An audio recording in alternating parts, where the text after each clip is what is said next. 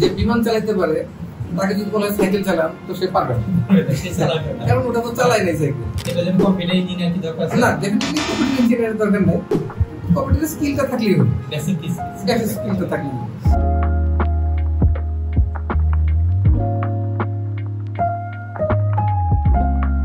আসসালামু আলাইকুম। আজকে আমি আমাদের একজন স্টুডেন্টের সাথে কথা বলবো যে ফ্রিল্যান্সিং করে হচ্ছে মার্কেট থেকে ইনকাম করার চেষ্টা করতেছে, ইনকাম করতেছে। আমি প্রথমে তার সাথে পরিচয় দিচ্ছি। স্যার, কথা একটু বলেন, আপনার নামটা জানা স্যার? আমি মাহবুবুল আলম পলাশ, আমি আছি ঢাকাতে। আগে টেলিকমে জব করতাম, বেসিক্যালি আমি টেলিকম ইঞ্জিনিয়ার। তো তারপরে মনে হলো যে ফ্রিল্যান্সিং করার চেষ্টা করি। তো ফেসবুকে আপনাদের বিজ্ঞাপন দেখে, যেহেতু আমার বাসায় কাছাকাছি এয়ারপোর্টের এখানে, চলে আসলাম। তার মানে হচ্ছে ফেসবুকে আমাদের সাথে আপনার বাসা হচ্ছে এয়ারপোর্টে। ফ্রিল্যান্সিং তো হচ্ছে আপনি এখন কেমন লাগতেছে? আসলে কাজটা জটিল মনে হচ্ছে নাকি সহজ মনে হচ্ছে? না, এটা অ্যাকচুয়ালি আসলে তেমন জটিল না, একটু প্র্যাকটিস করলেই ইজি হয়ে যায়। একটু প্র্যাকটিসের সাথে আসলে থাকতে হয়, যার কারণে এটা আমি মনে করি না যে খুব একটা জটিল, প্র্যাকটিস করলে যে কাজটা করবে সেই কাজটা করবে।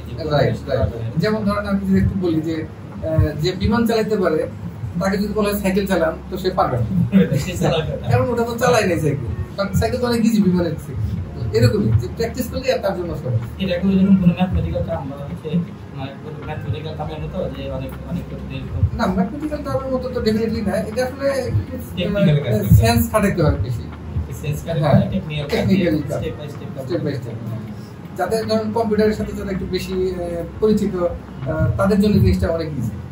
যারা কম্পিউটার আগে থেকে ভালো চালাইতে পারে, এটা যেন কম্পিউটার ইঞ্জিনিয়ার কি দরকার আছে? না, ডেফিনেটলি কম্পিউটার ইঞ্জিনিয়ারের দরকার নেই, কম্পিউটারের স্কিলটা থাকলেই হবে, বেসিক স্কিলটা থাকলেই হবে।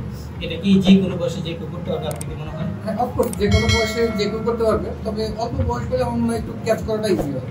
কিন্তু আমার যেটা মনে হয় যে অল্প বয়সের জন্য ক্যাচ করা ইজি হয়, বেশি বয়সে যদি তাদের জন্য বেশি ভালো যে তারা বাসায় বসে কাজ করতে পারবে। হ্যাঁ, এটাও ঠিক, বাসায় বসে করতে পারবে। তাদের মানে বাইরে যেতে হচ্ছে না। আমাদের দেশে যারা বয়স হয়ে যায় তাদের জন্য আসলে জবের স্কোপটা খুবই কম, কাজের স্কোপটা খুবই কম। এটা যেহেতু বাসায় বসে রিল্যাক্সে কাজগুলো করা যায়, তো এটা ঝামেলাটা অন্য চাইতে কম। এখানে কি লস হওয়ার কোনো সম্ভাবনা আছে যে ফ্রিল্যান্সিং এর কারণে লস হচ্ছে? না, লস হওয়ার তো কোনো সম্ভাবনা নেই, এখানে তোমার ইনভেস্ট নেই।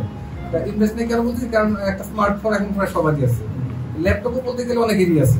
সো নতুন করে আমাদের ইনভেস্টের আসলে কোনো প্রয়োজন নেই তেমন।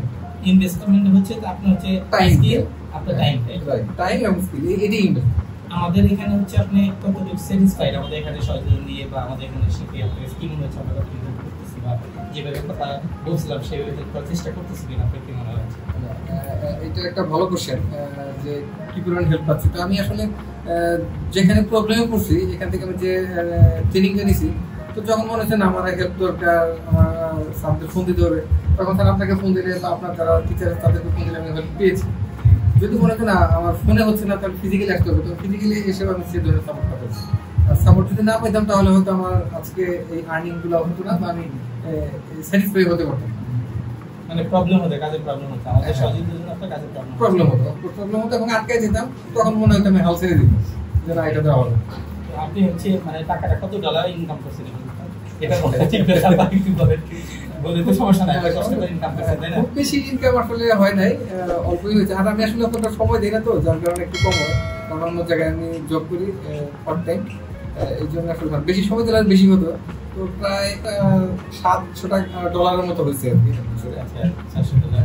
তো এখানে ইনভেস্টমেন্ট বলতে হচ্ছে আপনার 15,000 টাকা আপনার হচ্ছে সময় স্কিল, এবং এই কাজটা আপনি যদি আপডেটেড যদি থাকেন, আপনার লেগে যদি থাকেন, যতদিন যাবে কাজ যদি বাড়বে কমবে না। আপনার স্কিল যদি ডেভেলপ হবে, আপনি যত যদি সময় দিবেন, ডেডিকেটেড থাকবেন, আপনার স্কিল ডেভেলপ হবে, আপনি যত ভালো কাজ করতে পারবেন। এই বিষয়টা অনেকে এটাকে মানে বিভিন্ন জায়গায় গিয়ে তারা হচ্ছে মনে করতেছে যে প্রতিষ্ঠান ফেক। আসলে প্রতিষ্ঠান ফেক না, নিজের রিপোর্টটাই আসলে দরকার। না, নিজের রিপোর্টটাই আসলে দরকার, এখানে প্রতিষ্ঠান ফেক তো হওয়ার কোনো সুযোগ নেই আসলে। প্রতিষ্ঠান তাদের দিতে আপনার এই প্রতিষ্ঠান প্রায় 1 যুগেরও বেশি সময় ধরে কাজ করতেছে, এবং অনেক স্টুডেন্ট আছে যারা এখান থেকে কাজ শিখে কাজ করতেছে। সো ফেক হওয়ার তো কোনো স্কোপ নাই। তখন আপনিও একজন এরকম। এক্স্যাক্টলি। বিষয় হচ্ছে যে এটা আসলে একটা এডুকেশন, একটা স্কিল।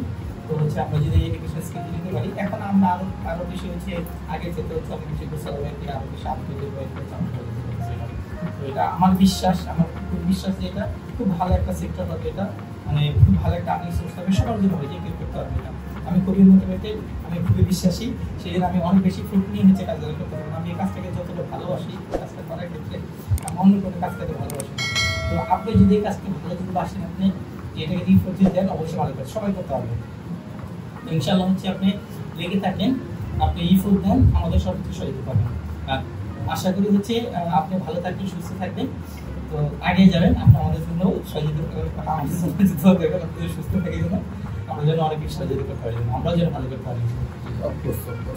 আমিও চাই যে যারা আসলে বাসায় বসে আছে, আইডল অবস্থায় আছে বা জব করতেছে, পাশাপাশি এটাও শিখতে পারে, কারণ এর দ্বারা তার নিজের ডেভেলপ হবে, তার পরিবারকে সে সহযোগিতা করতে পারবে। ইভেন বাংলাদেশের রেমিটেন্স আর্নিং এর একটা বড় সোর্স এটা। সো এর সাথে লেগে থাকলে এটা সবার জন্যই একটা মানে ভালো একটা উদ্যোগ। অবশ্যই বেনিফিশিয়াল হবে, লস হবে না। লস হবে এই থাকলে লস হবে না, লাভ অবশ্যই হবে। ইনকাম হয়তো অল্প হতে পারে, বেশি হতে পারে, ডিপেন্ড করবে আসলে মানুষের উপর, সে কতটুকু স্কিল, কতটুকু সময় দিচ্ছে, কতটুকু ভালোবাসছে এটা আসলে anyway, thank you very much আমাদের সাথে কথা বলার জন্য। আপনি রোদের মধ্যে বৃষ্টিতে আসতে ইনশাআল্লাহ ভালো থাকবেন। Thank you.